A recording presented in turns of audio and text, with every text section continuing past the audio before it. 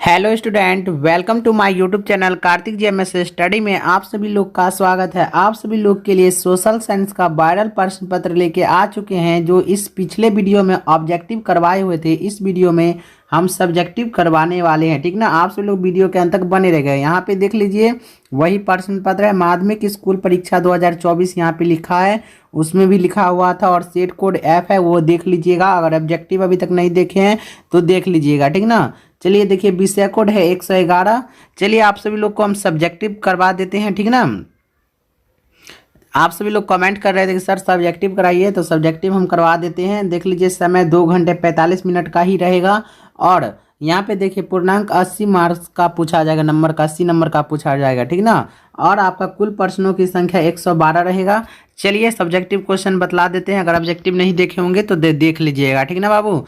चलिए देखते हैं प्रश्न पत्र क्या कह रहा है। यहाँ पे देख लीजिए, सारे हम लघु उत्तरीय प्रश्न करवाने वाले इस वीडियो में, ठीक ना। लघु उत्तरीय प्रश्न देख लीजिए, इतिहास का है, खंड व है, ठीक ना।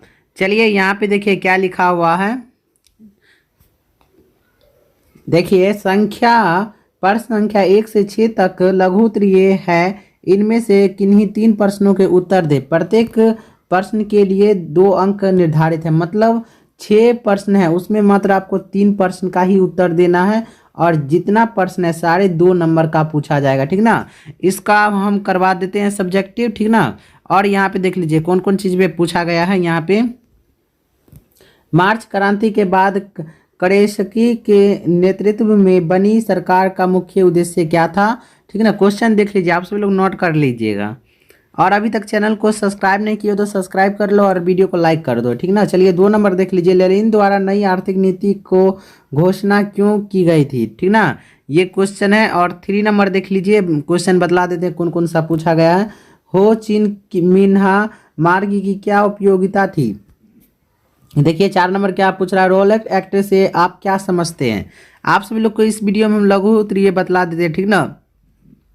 चलिए देखिए 5 नंबर क्या पूछ रहा है, फैक्ट्री प्रणाली के बाद फैक्ट्री प्रणाली के विकास के किन्हीं 2 कारणों को बताइए। यहाँ पे लिखा 6 नंबर, भारतीय राष्ट्रीय कांग्रेस की स्थापना किन परिस्थितियों में हुई थी, ठीक ना। चलिए देखते हैं, राजनीतिक शास्त्र है, लघु उत्तरीय प्रश्न, इसका भी सारे क्वेश्चन बतला देते हैं। देख लीजिए यहाँ पे एक चीज़ का और ध्यान दीजिए, ऐप सेट कोड है ना, यहाँ पे देख लीजिए। देखिए यहाँ पे क्या पूछ रहा है, प्रश्न संख्या 9 से 12 तक लघु उत्तरीय इनमें से किन्हीं 2 प्रश्नों के उत्तर दे। प्रत्येक प्रश्न 2 अंक के हैं, मतलब पूछ रहा है, कह रहा है इसमें मात्र 2 प्रश्न, मतलब है ना 12 तक, इसमें मात्र 2 ही क्वेश्चन का उत्तर देना है, ठीक ना। 4.5 नंबर का रहेगा। देख लीजिए, सामाजिक विभाजन से आप क्या समझते हैं। नगर निगम किसके आय के स्रोत को लिखिए, ठीक ना, ये दोनों का लिखना है। और यहाँ पे देख लीजिए क्वेश्चन बतला देते हैं, लोकमत निर्माण से राजनीतिक दल की क्या भूमिका होती है। भारतीय संघीय व्यवस्था की 2 विशेषताएं बताएं, ठीक ना। यहाँ पे देखिए अर्थशास्त्र में देख लीजिए मेरे प्यारे बच्चों, देखिए अर्थशास्त्र में लघु उत्तरीय है ना, इसमें भी वही है, 2 प्रश्न का ही उत्तर देना होगा। यहाँ पे देखिए क्या पूछ रहा है, आर्थिक विकास और आर्थिक वृद्धि में अंतर स्पष्ट करिए।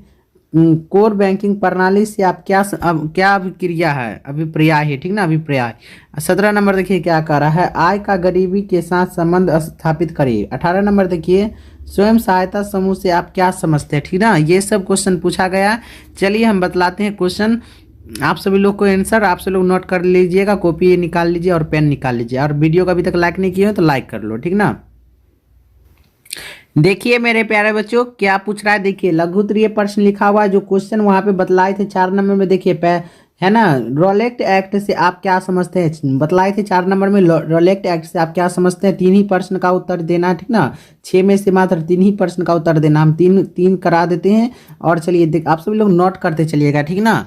चलिए देखिए क्या पूछ रहा है, रोलेट एक्ट से आप क्या समझते थे। यहाँ पे देखिए, भारतीय द्वारा संचालित की जाने वाली उपनिवेश विरोधी कार्यवाही को दबाने के लिए तथा उनके अधिकार को नष्ट करने के लिए ब्रिटिश सरकार द्वारा लगाए गए इस कानून को भारत के इतिहास में काला कानून कहा जाता है। रेलेक्ट एक्ट की ऐसी शोषण मूलक प्रकृति के कारण ही इस कानून को बिना बिना वकील, बिना दलित और बिना अपील का कानून कहा जाता है। ठीक ना बाबू, इसका यही आंसर होगा, सही आंसर। ठीक ना, आप सभी लोग नोट कर लीजिए। ठीक ना, नहीं तो स्क्रीनशॉट ले लीजिए, बाद में नोट कर लीजिएगा और याद कर लीजिएगा। ठीक ना, चलिए 2 नंबर देखिए। 2 नंबर क्या पूछ रहा है? लेनिन द्वारा नई आर्थिक नीति की घोषणा क्यों की गई? पूछ रहा है यहाँ पे, लेनिन द्वारा आर्थिक नीति की घोषणा क्यों की गई थी? तो इसका सही आंसर हो जाएगा, इस नई आर्थिक नीति के द्वारा लेनिन ने उत्पादन की कमी को नियंत्रित किया। इनके फलस्वरूप कृषि एवं औद्योगिक उत्पादन में अशांति वृद्धि हुई। ठीक ना, यही होगा इसका क्वेश्चन। ये सारे बाबू हम जितना करा रहे हैं लघु उत्तरीय 2 नंबर का, एक भी क्वेश्चन मिस मत करिएगा। ठीक ना, चलिए देखते हैं 6 नंबर है ना, 6 नंबर होगा, देख लीजिए 6 नंबर। भारतीय राष्ट्रीय कांग्रेस की स्थापना किन परिस्थितियों में हुई? यहाँ पे पूछ रहा है भारतीय राष्ट्रीय कांग्रेस की स्थापना किन परिस्थितियों में हुई? 6 नंबर में होगा ये क्वेश्चन। ठीक ना, आप सब लोग देख लीजिएगा।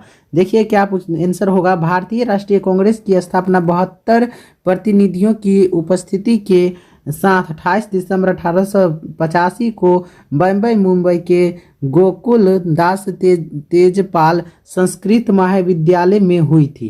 ठीक ना, नोट करते चलिए सारे क्वेश्चन, नहीं तो स्क्रीनशॉट ले लीजिए। और साइंस का भी आने वाला है सब्जेक्टिव क्वेश्चन। ठीक ना, आप सभी लोग कमेंट ज़्यादा करते हैं, कमेंट उतना मत करिए। ठीक ना, और लाइक करिए वीडियो को और दोस्तों के पास ये वीडियो शेयर करिए। चलिए पहला नंबर देख लीजिए, राजनीतिक विज्ञान का देख लीजिए। राजनीतिक विज्ञान का है लघु उत्तरीय प्रश्न। सामाजिक विभाजन से आप क्या समझते हैं? पूछ रहा है यहाँ पे, सामाजिक विभाजन से आप क्या समझते हैं? देख लीजिए इसका आंसर।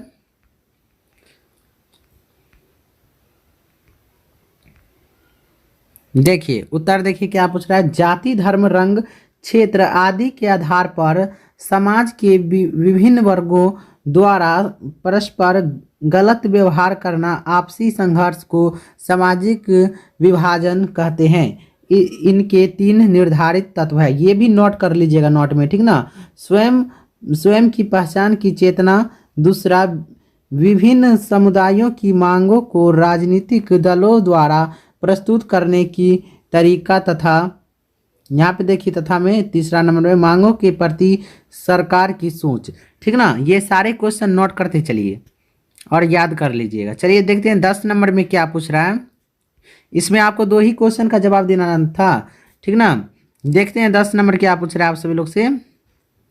नगर नियम के आय के स्रोत को लिखिए। पूछ रहा है यहाँ पे, नगर नियम आय के स्रोत को लिखिए। तो यहाँ पे आंसर देख लीजिए आप सभी लोग। ठीक है मेरे प्यारे बच्चों, आय के स्रोत पानी, घरों, बाजारों और वाहनों पर कर केवल वाणिज्यिक है जो शहर के निवासियों द्वारा भुगतान किए जाते हैं और राज्य सरकार के अनुदान प्राप्त करते हैं। ठीक ना, ये भी क्वेश्चन नोट कर लीजिए। 2 क्वेश्चन बतला दिए राजनीतिक शास्त्र में। चलिए लघु उत्तरीय है सारे क्वेश्चन। आप देख लीजिए अर्थशास्त्र में। ठीक ना, अर्थशास्त्र में लघु उत्तरीय प्रश्न यहाँ पे लिखा हुआ है, देख लीजिए 5 नंबर। आर्थिक विकास और आर्थिक वृद्धि में अंतर स्पष्ट करें। तो यहाँ पे देखिए इसका आंसर क्या पूछ रहा है, किसी देश की कुल राष्ट्रीय आय में दीर्घकालीन समय तक वृद्धि हो तो उसे आर्थिक विकास कहते हैं। ठीक ना, दीर्घकालीन समय तक अगर वृद्धि होता रहेगा तो उसे आर्थिक वृद्धि कहते हैं। और यहाँ पे देखिए विकास भी ना पूछा था, आर्थिक विकास और आर्थिक वृद्धि।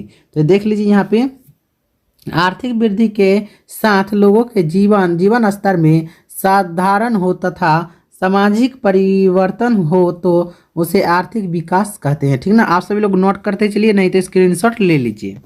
चलिए मेरे प्यारे बच्चों देखते हैं 17 नंबर क्या पूछ रहा है आप सभी लोग से। आय का गरीबी के साथ संबंध स्थापना करें। तो ठीक है, यहाँ पे देख लीजिए इसका आंसर क्या पूछ रहा है।